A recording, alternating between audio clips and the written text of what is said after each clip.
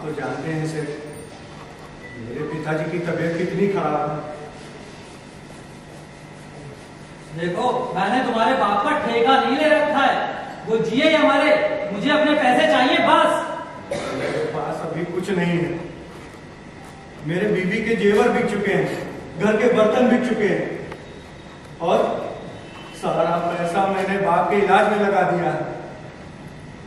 तो फिर तुम एक काम करो, अपनी बीवी को एक रात के लिए मेरे पास छोड़ दो, तुम्हारा सारा कर्जा माफ।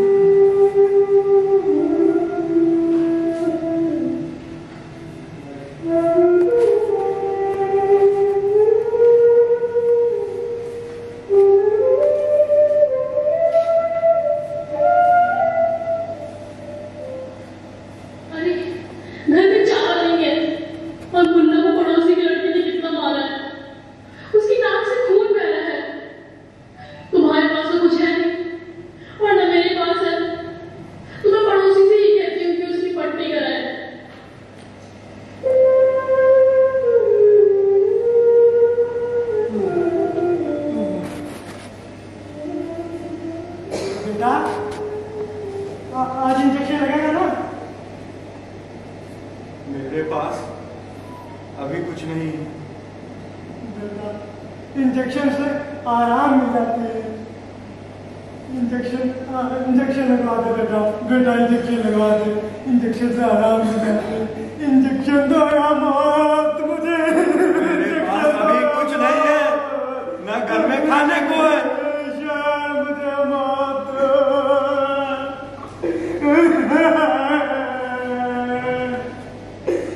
ईश्वर मुझे मौत दे बेटा, मुझे मौत दे बेटा, मुझे मौत दे बेटा, मुझे मौत दे बेटा। ईश्वर बहुत दर्द हो रहा है, दर्द बर्दाश्त नहीं।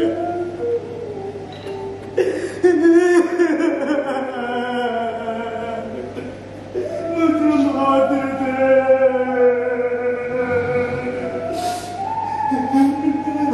मेरा गला दबा दे बेटा, मेरा गला दबा दे।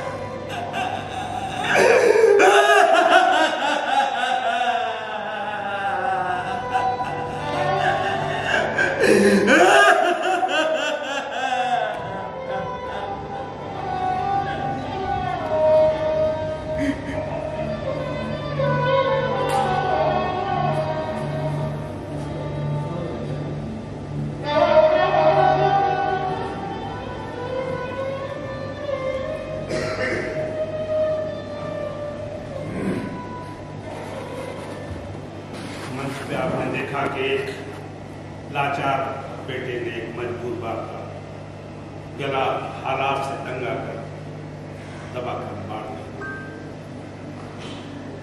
लेकिन हिंदुस्तान का कानून, वहाँ का संविधान इस बात की इजाजत है। इसे जुर्म किया है, लेकिन वो जुर्म हालात से तंग आकर किया, जिसके लिए समाज भी जिम्मेदार है। ये थी एक इच्छा मृत्यु। अंग्रेजी में कहते हैं यूथनेशिया।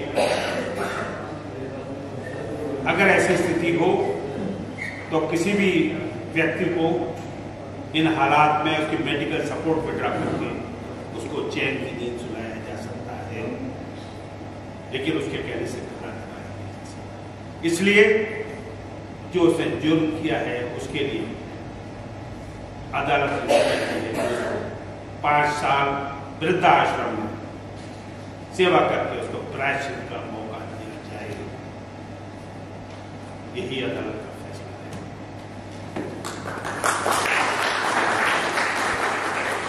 की भीख नहीं थी, इसलिए मैंने उसे मार दिया। तो तुमने ईश्वर को मार दिया? हाँ हाँ हाँ, मैंने ईश्वर को मार दिया। मिलॉर्ड, ये आदमी झूठ बोल रहा है। मैं झूठ नहीं बोला वकील साहब। आप लोग मेरे पे मुकदमा क्यों चला रहे हैं? मेरा मानना है कि ईश्वर की हत्या करना कोई अपराध नहीं है। अरे आप लोगों को तो मुझे धन्यवाद करना चाहिए कि मैंने आपको ईश्वर से मुक्त कर दिया है। मिलॉर्ड, ये आदमी झूठ बोल रहा है, ये ईश्वर को नहीं मार सकता। क्यों नहीं मार सकता? 42 भर के लौंडे हत्या कर रहे हैं। मिलॉर्ड, मेरे हिसाब से हत्या करने का सबसे अनुकूल समय है, और फिर मैं हत्या क्यों नहीं कर सकता? तो तुमने ईश्वर को मार दिया? जी हाँ, मैंने मार दिया। क्यों? दुनिया बनाने के जुर्म में। तो तुमको दिक्कत ईश्वर से है या दुनिया से? दिक्कत तो दुनिया से थी, पर इसे खराब करने के पीछे जो मास्टरमाइंड था वो ईश्वर था। अब इसमें ईश्वर का क्या दोष? वकील साहब, ये सब उसी का तो किया धरा है। अब उसकी गलती यही है कि उसने दुनिया तो बना दी, पर ये उसे ठीक से चला नहीं पा रहा था। हमें ऐसे आलसी ईश्वर की कोई जरूरत नहीं थी, और इसीलिए मैंने उसे मार दिया। मिलॉर्ड, इसने ईश्वर को मार दिया। वैसे ऐसा क्या घटना है? निर्दोष ठहरे जा रहे हैं, झूठ पुरस्कृत हुआ जा रहा है, अपराधी सम्मानित किए जा रहे हैं, इंसान जानवर से भी ज्यादा गया गुजरा बन गया है। भगवान के बनाए पुतले भगवान बन गए हैं, और भगवान खुद पुतला बनकर खड़ा है। हमें ईश्वर का ये ईश्वर पर बर्दाश्त नहीं, और मैंने उसे मार दिया। तुम्हारे ये सारे तर्क बेबुनियाद हैं, लेकिन फिर भी तुम अदालत को ऐसा कुछ दिखा सकते हो जिससे यह साबित हो सके कि ईश्वर अपने काम के प्रति गंभीर नहीं है। क्यों नहीं वकील साहब? अब आप खुद ही देखिए, उसके बनाए हुए लड़कों को देखिए, सारे लड़के लड़कियां जैसे लगते हैं, और फिर वो एक ऐसी लड़की से मोहब्बत करते हैं जो लड़का जैसी दिखती है। तुम इतने गंभीर मामले को मजाक समझ रहे हो? मजाक? मजाक तो ईश्वर ने किया है दुनिया बनाकर। हाथ तो दिया पर काम नहीं दिया, पेट दिया पर अन्न नहीं दिया, शौक दिए पर जरिया नहीं पैदा किया। हमें ऐसे आधे अधूरे ईश्वर की कोई जरूरत नहीं थी, इसलिए मैंने उसे मार दिया। मिलॉर्ड, इसकी बात में यकीन नहीं किया जा सकता कि इसने ईश्वर को मार दिया। आप ये बात इतने विश्वास से कैसे कह सकते हैं, जबकि वो खुद स्वीकार कर रहा है कि उसने हत्या की है? क्योंकि मिलॉर्ड, अभी तक ईश्वर की लाश बरामद नहीं हुई है।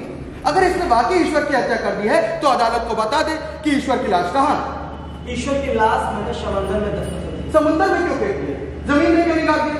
जमीन में डालने के खतरे थे, मुझे डर था कि कहीं ईश्वर दोबारा न उठ जाए। अच्छा, तो समुद्र में डुबो के नष्ट कर दिया। और क्या करता उस विस्फोटक सामग्री का वकील साहब? तुम जानते भी हो, अगर ईश्वर की हत्या साबित हो गई ना तो फांसी के तख्ते से खुद तुम्हें ईश्वर भी नहीं बचा सकता। फांसी क्यों? ईश्वर की हत्या कर। पर इसके लिए तो आप लोगों को मुझे पुरस्कृत करना चाहिए। तो सोचो कि तुमने कोई अपराध नहीं। हत्या किया, हत्या। पर ये हत्या अपराध नहीं तो ये हत्या अपराध नहीं है, मुझे इसके लिए पुरस्कृत करना चाहिए, ये उपलब्धि है। अच्छा, तो ये बताओ, तुम्हारी ईश्वर से क्या कोई पुरानी खानदानी दुश्मनी थी क्या? नहीं तो फिर? मेरी उससे व्यक्तिगत असहमति थी। क्यों? तुम उससे ऐसा क्या करवाना चाहते थे जो उसे मंजूर नहीं? मैं उससे त्याग पत्र चाहता था। त्याग पत्र? क्यों? क्योंकि वो उस पद के लायक नहीं थी। मिलॉर्ड, ये आदमी पागल हो गया। पागल? पागल मैं नहीं, पूरी दुनिया हो गई। ईश्वर ने उसे पागल कर दिया है। तो तुम पागल नहीं हो? नहीं। साबित करो। यही कि मैंने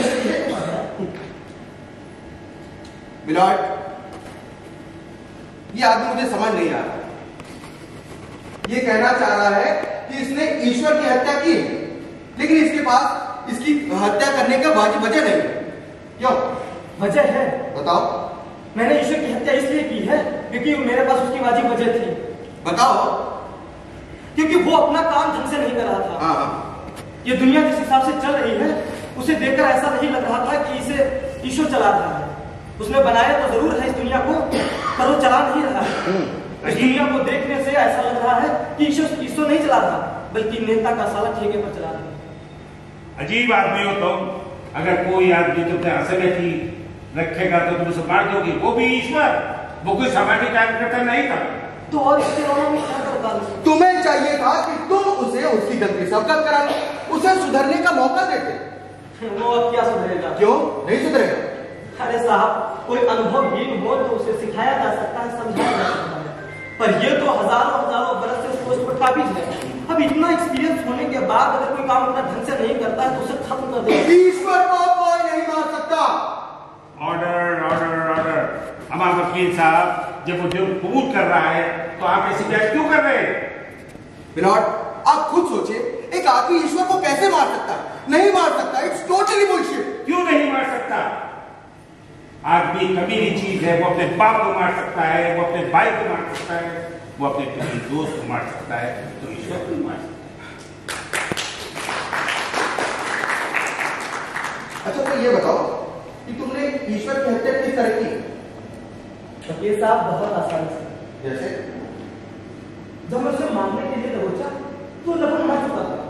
उसमें बस चंद सांसें बाकी हुई थी। उसके शरीर से शराब की बू आ रही थी। तो जब मैंने उसे कहा कि मैं तुझे मार डालूंगा तो उसने जरा भी प्रतिरोध नहीं किया। वो बहुत थक चुका था, बहुत बोलना था, उसके ऊपर बहुत बदला। तुम होश में तो हो?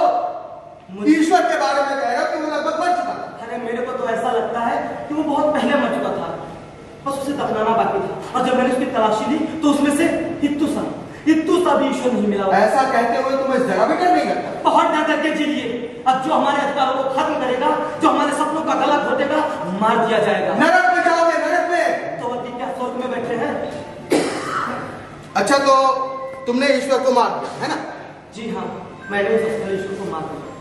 मतलब तुम्हारे हिसाब से वो नीरज कंठ वाला गायक था ना? हाँ, वो नीरज कंठ वाला गायक था जिसे मैंने हाथ पकड़कर मन से उतार दिया। फिलहाल वो नीरज कंठ वाला गायक, ये तुम्हारा ईश्वर के लिए आरोप है क्या? नहीं, ये मेरी ईश्वर को परिभाषा है। अच्छा, तो तुमने कभी ईश्वर को देखा है? हाँ बिल्कुल वकील साहब, ये देख रहे हैं आप? हाँ। बस इतनी करीब से। तो दिखने में कैसा है ये ईश्वर? एकदम फीका डायमंड पीस। यहाँ तो सरपंच 20 स्कॉर्पियो से चलते हैं और वो ईश्वर होकर पैदल जा रहा था। पैदल? दिलचस्प बयान है विनोद। फिर उसकी बॉडी लैंग्वेज देखने से पता चल रहा था कि इसकी एक्सपायरी डेट गुजर चुकी है। अब इस ईश्वर से काम नहीं चलेगा।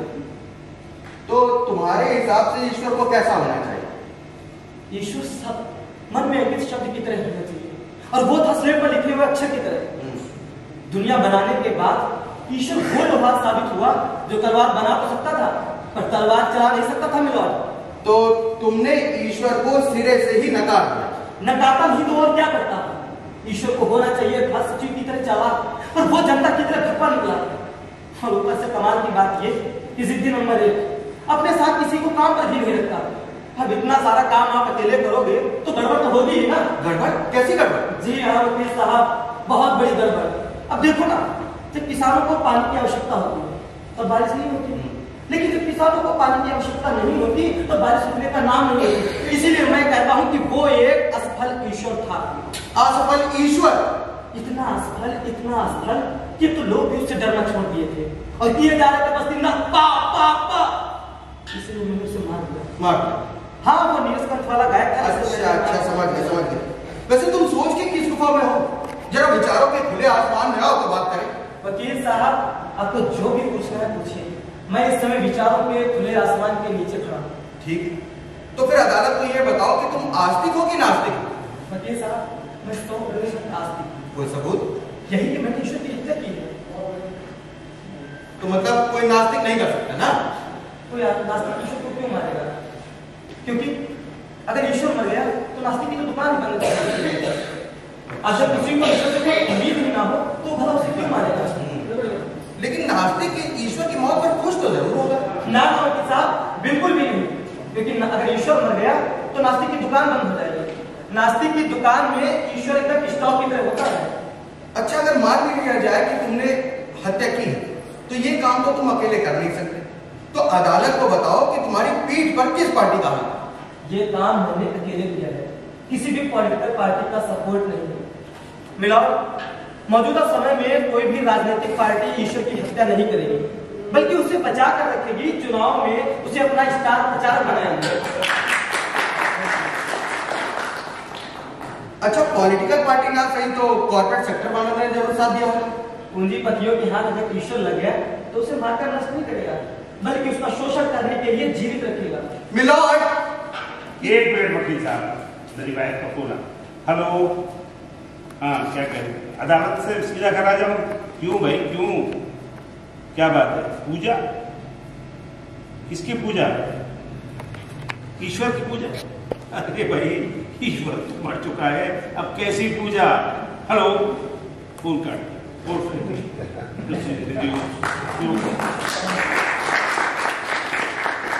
तो तुम ये बात दावे से कह रहे हो कि तुमने ईश्वर की हत्या की? जी हाँ, मैंने ईश्वर की हत्या की। और मैं ये बात दावे से कह रहा हूं कि तुमने ईश्वर की हत्या नहीं की है। ये मेरी अदालत में कैसा केस आ गया? आरोपी कह रहा है हत्या की है, वकील कह रहा है नहीं की है। मिलॉर्ड, आप खुद सोचिए कि एक आदमी ईश्वर को कैसे मार सकता है? No chance. क्यों नहीं मार सकता? क्योंकि ईश्वर निराकार है। जब ईश्वर का कोई आकार है ही नहीं तो तुम तो क्या, कोई भी उसे कैसे मार सकता है? ईश्वर निराकार है मिलॉर्ड, ये भक्तों के द्वारा फैलाई गई सबसे बड़ी अफवाह है और हमें इससे सावधान रहना होगा। ये सबसे बड़ा झूठ है कि ईश्वर निराकार है। ये झूठ को सच साबित कर सकते हो? बिल्कुल कर सकता हूँ। करो। आप लोग कहते हैं ना कि ईश्वर सब कुछ देख रहा है, हाँ, यानी कि उसके पास आंख है। वो सब कुछ कर सकता है, यानी उसके पास हाथ है। वो सब कुछ सुन रहा है, यानी उसके कान भी है। वो सब जगह आ जा सकता है, यानी कि उसके पास पैर भी है। वो दंड भी दे सकता है, यानी कि उसके पास बुद्धि भी है। जब उसके पास इतना सब कुछ है तो फिर वो निराकार कैसा है? तुम बातों के बहुत बड़े खिलाड़ी लगते हो। एक ऐसे लफाज आदमी जिससे बातचीत में तो कोई जीत ही नहीं सकता, और एक ऐसे बुद्धिजीवी जिसे बहस में तो कोई हरा नहीं सकता। मिलॉर्ड, मुझे कोई बुद्धिजीवी कहे इससे मुझे सख्त एतराज है। वकील साहब से कहिए कि अपने शब्द वापस ले। तो तुम बुद्धिजीवी नहीं हो? बिल्कुल भी नहीं। बुद्धिजीवी वो होता है जो कदम कदम पर चला जाए और फिर वो इस भ्रम में रहे कि वही एक है जो सबसे ज्यादा चौकन्ना है। मिलॉर्ड, इस केस में कोई दम नहीं। मिलॉर्ड, इस केस में कोई दम नहीं। ये सिर्फ अदालत का वक्त बर्बाद करना है और कुछ नहीं। इस आदमी ने ईश्वर की हत्या कर दी है, ये बात तो कोई आदमी भी नहीं मान सकता। बताइए, बात संभाल सकते हैं क्या? मैंने ईश्वर की हत्या की है और मेरा विश्वास इसलिए किया जाना चाहिए क्योंकि मेरे पास उसकी हत्या करने की वाजिब वजह थी। वजह गिना सकते हो? बिल्कुल गिना सकता हूँ। उसे ईश्वर होने का घमंड था और घमंड तो अच्छे को ले डूबता जज साहब, फिर चाहे वो ईश्वर ही क्यों ना हो। मिलॉर्ड, ये आदमी पागल हो गया। ईश्वर को घमंडी कह रहा है। ईश्वर को जो सारे जगत का पालनहार है, उसे अहंकारी कह रहा है जिसने पूरी सृष्टि बनाई। हाँ, मैं मानता हूँ कि उसने पूरी दुनिया को बनाया है, पर इसको देखने से ऐसा लगता है कि इसे बनाया भले ही भगवान ने हो, पर इसे चला ईश्वर नहीं रहा है। ना कोई सोच, ना कोई प्लान, ना कोई विवेक। पूरी दुनिया के रंग ढंग को देखो और मुआयना करने पर पता चलता है कि इसे ईश्वर नहीं चला रहा है, बल्कि नेता का सारा ठेके पर चला रहा है। तो तुम्हारे हिसाब से दुनिया का निर्माण ठीक से नहीं? बिल्कुल नहीं वकील साहब। सड़क निर्माण की तरह ईश्वर का निर्माण हुआ, इस पृथ्वी का निर्माण हुआ है और उसके बाद ईश्वर के पास में ऐसा कोई दूसरा उपाय भी नहीं था जिससे उस सृष्टि को चला सके। तो इस वजह से मैं इसे मानता। तो तुम्हारे हिसाब से ईश्वर को कैसा होना चाहिए, जरा खुल के बता सकते हो? मेरे हिसाब से ईश्वर को सारे समाज के हिसाब से उसको सही ढंग से चलाने के लिए जैसा होना चाहिए था। और वकील साहब, अभी मैंने बताया ना कि जैसे हृदय में अंकित शब्द की तरह होना चाहिए, मधुरता होनी चाहिए, सबके सुख दुख उससे दिखने चाहिए। अच्छा, तो इसीलिए तुमने तुरंत हाँ, इसीलिए मैंने निर्णय लिया, उस ओल्ड मॉडल ईश्वर को मार दिया। बाप रे बाप, इतना पुराना ईश्वर।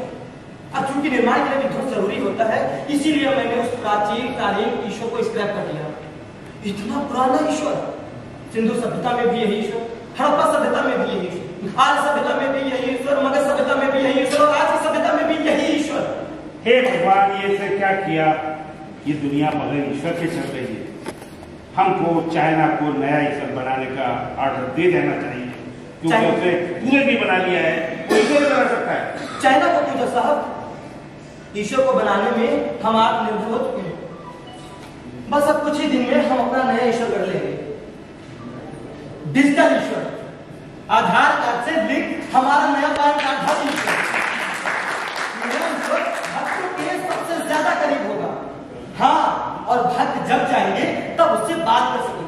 ईश्वर की अपनी ईमेल आईडी होगी, उसकी अपनी वेबसाइट भी होगी। हाँ, और भक्त जब चाहे तब उससे चैटिंग कर सकेंगे। ईश्वर हमेशा ऑनलाइन रहेगा और इस बार ईश्वर अध्यात्म के जरिए नहीं बल्कि विज्ञान के माध्यम से अवतरित होगा, जो चमत्कार नहीं बल्कि आविष्कार करेगा। अरे भैया ये गलत नहीं है, अंदर आइए। मुझे आदमी मानसिक रोगी लगता है, इसका इलाज कराया जाना चाहिए। ये उस अपराध को स्वीकार कर रहा है जो इसने किया ही नहीं मिलॉर्ड, ये सिर्फ और सिर्फ एक असंतोषी युवक है जो समाज की खराबियों से विचलित है। ये संपूर्ण व्यवस्था बदल देना चाहता है, लेकिन ऐसा कर नहीं सकता क्योंकि ये सक्षम नहीं। इसी वजह से ये अपना मानसिक संतुलन खो बैठा है और कल्पना में वो सब कर रहा है जो ये वास्तव में कर नहीं पाया। अब आकार वालों का ये कुछ बिगाड़ नहीं सकता, इसलिए इसका पूरा गुस्सा उतर रहा है निराकार। अच्छा एक बात बताइए वकील साहब, आप डॉक्टर हैं या वकील? वकील हो तो फिर आपको ये कैसे पता कि ईश्वर स्वस्थ है और मैं बीमार हूँ? क्या किसी ने ईश्वर की सोनोग्राफी की? क्या किसी ने ईश्वर की ईसीजी चेक की थी? क्या यहाँ पे किसी को ईश्वर का ब्लड ग्रुप पता है? अरे वो एक अपराधी था और उस पर जालसाजी का मुकदमा चलना चाहिए था और दी जानी चाहिए थी सजाए मौत। कैसी बातें कर रहा है ये? ईश्वर को सजाए मौत? जज साहब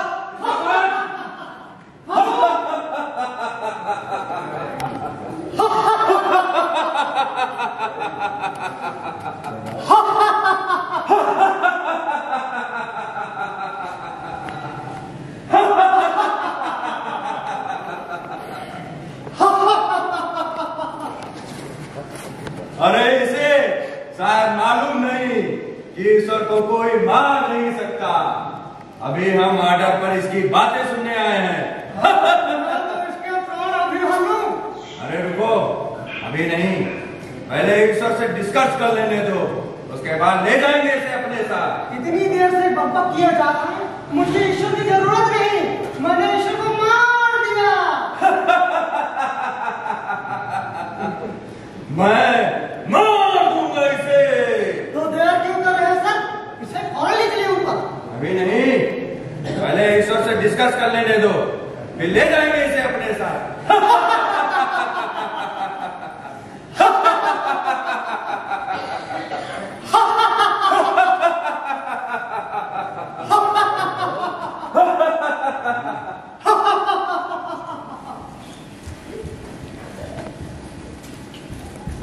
शराब भर की जबान और किलो भर की बात। तुम हो कब और तुम्हारी औकात क्या है?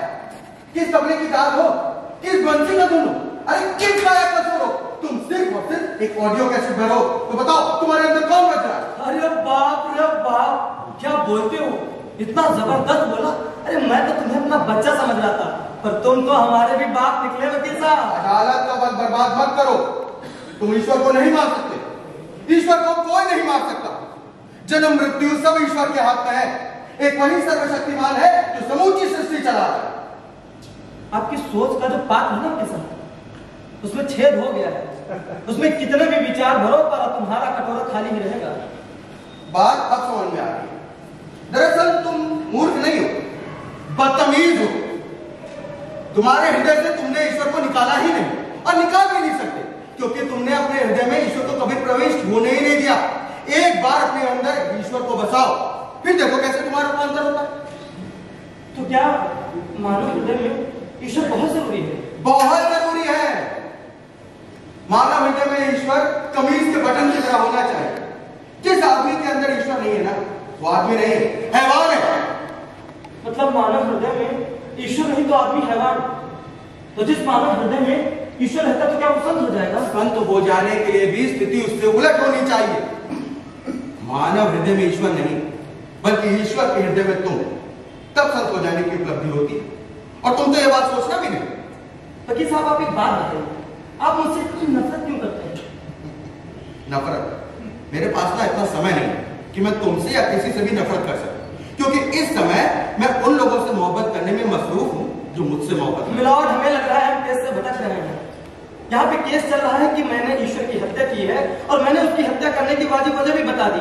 मैंने ये भी बता दिया। मैं तुम्हारी हर बात से सहमत हूं, सिवाय एक बात के। मैं मानता हूं तुमने हत्या की होगी और मैं उसकी वजह भी मानता हूं, और यह भी मानता हूं कि तुमने लाश को समुद्र में फेंक। ठीक, लेकिन मैं ये मानने को तैयार नहीं हूं कि जिसकी हत्या हुई वो ईश्वर था। मैं पुण्य हत्या नहीं, ईश्वर का ना होना। मैं 100% दावे के साथ कहता हूं कि वो ईश्वर ही था, ईश्वर के सिवा कुछ नहीं था। तुमको ये बीमारी कब से? कौन सी बीमारी? ईश्वर को पहचानने की। ये ईश्वर को पहचानने का दौरा तुमको कब से पड़ रहा है? तुम तो ऐसा बोल रहे हो मानो ईश्वर ना हुआ, किसी बियर बार में बैठा हुआ तुम्हारा टेबल पार्टनर है। मिलॉर्ड, ये आदमी सजा के योग्य नहीं, दया के योग्य। आदमी 3 प्रकार के होते हैं मिलॉर्ड, शिक्षित, साक्षर और संकीर्ण। शिक्षित होते तो ईश्वर को यूनिवर्सिटी समझते, साक्षर होते तो ईश्वर को मंदिर समझते, और तीसरे हो तुम, संकीर्ण, जो ईश्वर को अपराधी समझ रहा है और खुद को न्यायपालिका। वकील साहब, क्या कह रहे हैं आप? धर्म एक धंधा है, आम आदमी अंधा है? नहीं, कुछ लोगों के लिए धर्म एक धंधा हो सकता है, लेकिन आम आदमी के लिए वो आस्था है, वो जीवन शैली है, वो जीने का तरीका है। आप अपनी बात को सरल उठा सकेंगे ताकि समझ सके। जिस ईश्वर की बात कर रहा है ना, वो व्यास अंग्रेजी और वाल्मीकि जी का राम है ही नहीं। वकील साहब, आपको तो ये भी नहीं पता कि ईश्वर होता क्या है। इसे मन से चाहो तो ईश्वर होता है, अच्छे मन वालों का अच्छा ईश्वर और बुरे लोगों का बुरा। ना वो अच्छा और ना इससे बुरा। जो जिस औकात का होगा उसे उसी एहसास के साथ ईश्वर मिलेगा।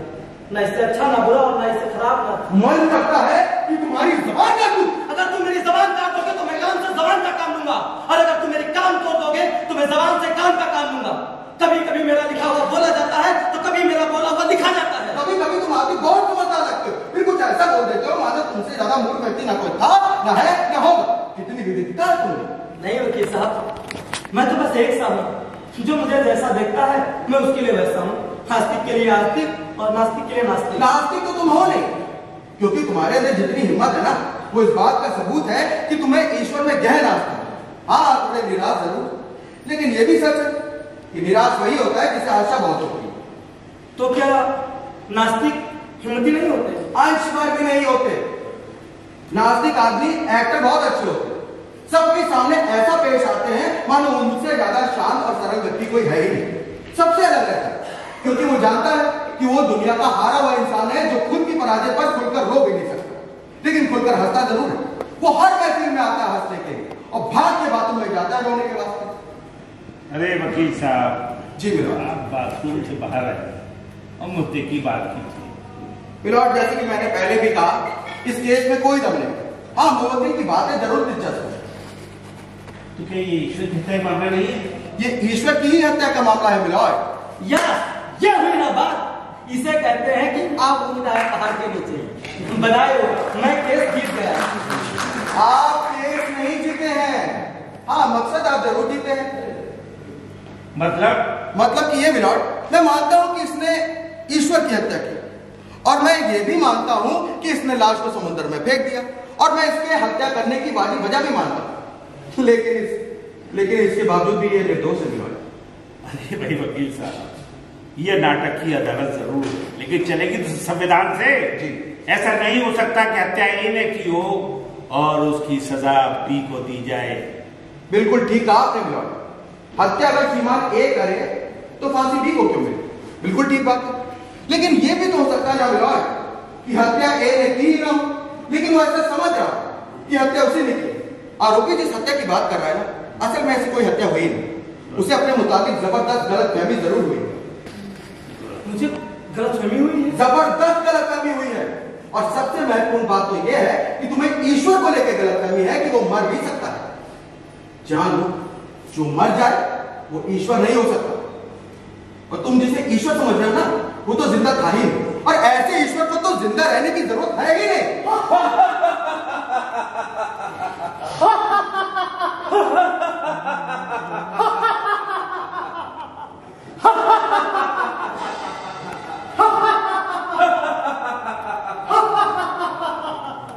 अरे ओ मूर्ख, जिसको तूने मारा है वो ईश्वर है ही नहीं। हम अभी मिल के आ रहे हैं उससे। ये वकील ठीक कह रहा है सर। हाँ, और सुन बेवकूफ, ये भ्रम है तेरा। अरे वो ईश्वर ही क्या जो मर जाए? मेरी लिस्ट में ऐसा कोई ईश्वर है ही नहीं जिसकी तूने हत्या की हो। जिसने इस सृष्टि को बनाया हो वो भला कैसे मर सकता है?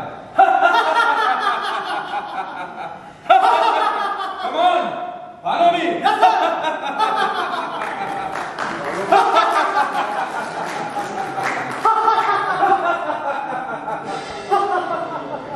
मतलब मैंने जिसे मारा वो ईश्वर था ही नहीं। वो ईश्वर तो था लेकिन नकली ईश्वर तो ईश्वर होता है। मिलॉर्ड, हालात अब उस मुकाम पर आ गए हैं जब मुझे इस केस की फिर से विवेचना करनी होगी और समाज के हित में ये विवेचना निहायत जरूरी है। Thank you milord. हाँ तो मिस्टर कातिल, सबसे पहले आप ये बताइए कि आपने किस हथियार से ईश्वर की हत्या की? किस हथियार से ईश्वर की हत्या की? याद करिए। लगता है आपको याद नहीं है। चलिए छोड़िए। अच्छा ये बताइए कि जिस समय आपने अपने ईश्वर की हत्या की उस समय उसने क्या कपड़े पहने थे? मतलब धोती कुर्ता या कुर्ता पैजामा था, सिर पर टोपी थी या पगड़ी थी, गले में माला थी या हाथ में तस्बीह, गमछा हरा था या भगवा? मिलॉर्ड, इन सब बातों से इस केस का कोई ताल्लुक नहीं है। वकील साहब केस को उलझा रहे हैं। सीधी सी बात है, मैं स्वीकारता हूँ कि मैंने ईश्वर की हत्या की है। बिल्कुल ताल्लुक है मिलॉर्ड। अगर इसने वाकई ईश्वर की हत्या की है तो मेरी बातों का जवाब दे दे कि जिस समय इसने ईश्वर की हत्या की उस समय उसने क्या कपड़े पहने? हाँ बताइए क्या कपड़े पहने थे? तो बताना होगा। क्या मुझे याद क्यों नहीं आ रहा क्या कपड़े पहने थे? मिलॉर्ड, आप याद करने की कोशिश कीजिए ना, आपको समय भी दिया है। Thank you milord. किस हथियार से किया था? मिलॉर्ड, ना तो ये बता सकते हैं कि इन्होंने किस हथियार से ईश्वर की हत्या की और ना ये बता सकते हैं कि इनके ईश्वर ने क्या कपड़े पहने। अब आप चाहे जितनी भी मोहलत दे देंगे इनको याद आएगा। किस बिना पर बोल रहे हैं? इस बिना पर मिलॉर्ड कि ना तो इन्होंने किसी ईश्वर को देखा है और ना ही किसी ईश्वर की हत्या की। ये जैसे ईश्वर समझ रहे हैं ना, असल में वो एक धोखा। नकली धर्म के असली ठेकेदारों ने अपने अपने ईश्वर निर्मित कर लिए हैं।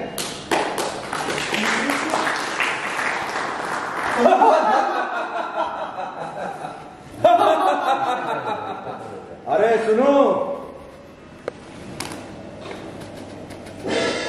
हमारी लिस्ट में कोई ईश्वर नाम का व्यक्ति तो नहीं है जिसके हम लोगों ने प्राण हर लिए हो। नो सर, मेरी लिस्ट में ऐसा किसी ईश्वर का प्राण लेने का कोई अपडेट नहीं है। दिमाग खराब हो गया इसका। मैंने ईश्वर की हत्या की, मैंने ईश्वर की हत्या की। मन तो कर रहा है अभी प्राण हर लूं, लेकिन सुनो, जब तक ईश्वर का आदेश ना आ जाए तब तक इसे जीवित रहने देना है।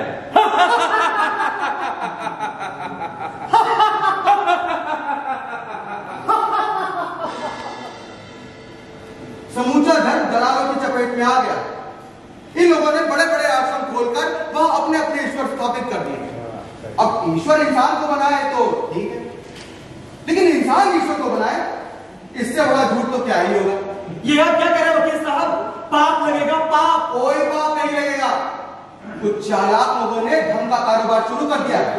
आस्था और विश्वास के जाली उपदेश देकर ये हजारों लाखों लोगों की भावनाओं से खेल रहे हैं। आश्रम इनकी दुकान, संत व्यापारी है और तुम जैसे भोले भंडारी इनके ग्राहक। इन लोगों ने नकली ईश्वर इजाद कर लिए मिलॉर्ड, और एक तुम हो जो इन नकली ईश्वर के प्रेम में पागल हुए जा रहे। नकली ईश्वर मतलब मेरा ईश्वर नकली है, लेकिन तुम्हारी भक्ति और उपासना सच्ची। खोट तुम्हारे ईश्वर में, तुम्हारी भक्ति में नहीं। तुम चले ठीक थे लेकिन तुम्हें रास्ता गलत बता दिया गया। मेरे को रास्ता गलत बता दिया? किसने? तुम्हारे पंडितों ने, पुजारियों ने, मौलवियों ने, पादरियों ने। इलाज जो कर रहा है उसे करने से रोकिए। ये मेरे भगवान को चोर उचक्का कह रहा है। अरे मेरी बात समझो महाशय। प्रभु मुझे क्षमा करना। मैं ये नहीं कह रहा हूं कि भगवान चोर उचक्के हैं। मैं ये कह रहा हूं कि कुछ चोर उचक्के हैं जो भगवान हो गए हैं। जिस तरह से देश के दुश्मन बाजार में नकली नोट ले आते हैं ना, वैसे ही धर्म के दुश्मन नकली ईश्वर ले आए। हाँ, तुमने जैसे सामूहिक नरसंहार होना चाहिए, तभी धर्म की रक्षा हो सकेगी। मतलब मैंने धर्म के नकली ईश्वर को मारा है। तुम्हें तो उसे बहुत पहले मार देना चाहिए था। और ये कोई मतलब उपलब्धि है जैसे कि तुम पहले कह रहे थे, और ये कोई दुखद खबर भी नहीं बल्कि सुखद समाचार। मैंने धर्म के नकली ईश्वर को मारा है। तुम अभी नहीं समझे। असल में तुमने नकली ईश्वर को भी नहीं, तुमने अपने भ्रम को मारा, और ऐसे भ्रम को तो मार ही देना चाहिए, बल्कि ऐसे भ्रम को तो जन्म ही नहीं देना चाहिए। अभी ऐसे लाखों ईश्वर लोगों के भ्रम में जीवित हैं, जिन्हें और भ्रम के नकली ईश्वर जीवित है। इतने मंदिर, इतने मस्जिद, इतने गुरुद्वारे, इतने गिरजाघर, यहाँ के सब कर्ताधर्ताओं ने अपने अपने ईश्वर निर्मित कर दिए। पूरी धरती पर इनकी ईश्वरों की संख्या इतनी ज्यादा हो गई है कि आदमी आदमी से नहीं मिल पा रहा है। जब भी आदमी आदमी से मिलना चाहता है तो बीच में एक ईश्वर आ जाता है, बीच में एक धर्म आ जाता है। अच्छा, अब समझ में आया। 5000 साल से जो ईश्वर की वंदना हो रही है, सबसे चल रहे हैं, वैसे ही वैसे पृथ्वी पर लालच, अधर्म, ये सब भी बढ़ता जा रहा है। सारे ईश्वरीय प्रयास क्यों हो रहे हैं? धर्म का उदय क्यों नहीं हो रहा है? प्रेम क्यों नहीं पैदा हो रहा है? मंदिर, मस्जिद, गुरुद्वारा, ये प्रेम के बीच में आकर खड़ी हो गई हैं। ये वो बांध है जिसने प्रेम की धारा को रोक दिया है। इन नकली धर्म और नकली ईश्वर से पृथ्वी को मुक्त कराना होगा और यहाँ सच्चे धर्म की स्थापना करनी होगी। नकली धर्म नकली दवाओं की तरह घातक होता है। मंदिरों से ज्यादा हमें खेत खलिहानों की आवश्यकता है, और मस्जिदों से ज्यादा कारखानों की आवश्यकता है। अगर मंदिर, मस्जिद, गुरुद्वारे का निर्माण इसी तरह चलता रहा तो एक दिन धरती पर ईश्वर का कब्जा हो जाएगा। फिर लोगों के लिए ना मकान बनाने के लिए जगह बचेगी, ना रहने के लिए।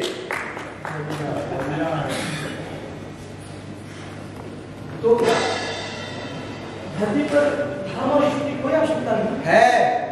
धर्म और ईश्वर की जरूरत है। बिना ईश्वर के ये दुनिया क्षण भर भी नहीं चल सकती, और धर्म ना हो तो हम सब राक्षस हो जाएंगे। ये धर्म ही है जिसने हमें बचा रखा। अब हमें भी इस नकली धर्म से असली धर्म को अलग करना होगा। कुछ आध्यात्मिक लोगों ने अपने धंधे का नाम धर्म रख दिया और अपने सेल्समैन को ईश्वर का नाम दे दिया। अधर्म की फैक्ट्री में नकली ईश्वर का निर्माण किया जा रहा है। जिस प्रकार से नकली नोट देश की अर्थव्यवस्था के लिए खोखले है ना बिलॉट, उसी प्रकार से ये नकली ईश्वर धर्म की व्यवस्था के लिए धीमा जहर है। अब हमें भी इस नकली ईश्वर को मारकर असली ईश्वर की आराधना करनी हो, तब हमारा बेड़ा पार हो। अच्छा, अब समझ में आया। हमें धर्म को आत्मसात करना है। हमें धर्म में नहीं उतरना है, बल्कि धर्म को अपने अंदर उतारना है। जैसे पानी में प्रवेश करने से हमारी प्यास नहीं बुझती, हमें पानी को अपने अंदर उतारना होता है। ये तो बहुत अच्छी बात है। तुम जाग गए, तुमने उस सर्वशक्तिमान को पहचान लिया। अब ये तुम्हारा फर्ज है कि जैसे तुम भटके थे वैसे और भी लोग भटके हैं। अब तुम्हारा ये कर्तव्य है कि तुम उन्हें भी रास्ता दिखाओ। मैं भटके हुए लोगों को समझाऊंगा। क्या क्या समझाओगे? यही कि इंसानियत से बड़ा कोई धर्म नहीं, और मुस्कुराते रहिए, क्योंकि हर मुस्कुराते हुए इंसान के पास ईश्वर सबसे करीब होता है। तो विराट, अब ये बात साफ तौर पे साबित हो गई है कि इसने भ्रम के ईश्वर की हत्या की। तो अंत में आप अपना फैसला सुना दें कि इसे रिहा किया जाए या सजा दी जाए। दर्शकों, मैंने बार बार ये कहा, ये नाटक की अदालत है। यहाँ एक आरोपी पे मुकदमा चला, आपने देखा कि क्या यहाँ बात हुई, समाज में क्या चल रहा है, समाज की पूरी तस्वीर आपके सामने थी। इसलिए इस मुकदमे का फैसला आप करेंगे।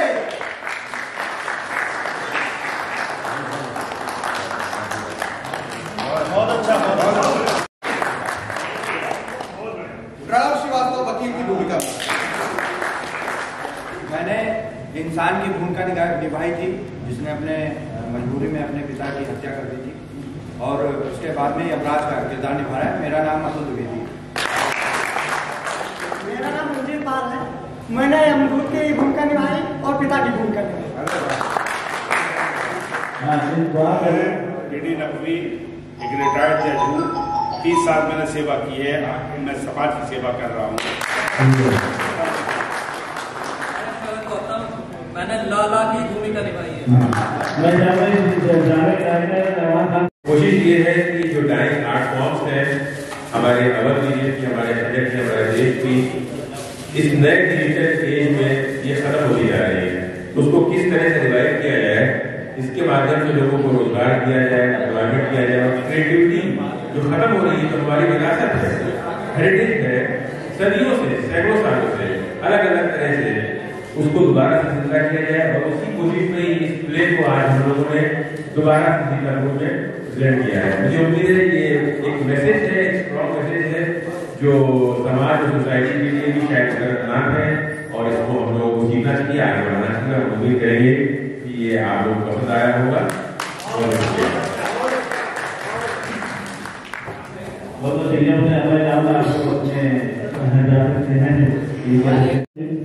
बल्कि प्रांत और राष्ट्रीय स्तर पर जिनकी चर्चा है।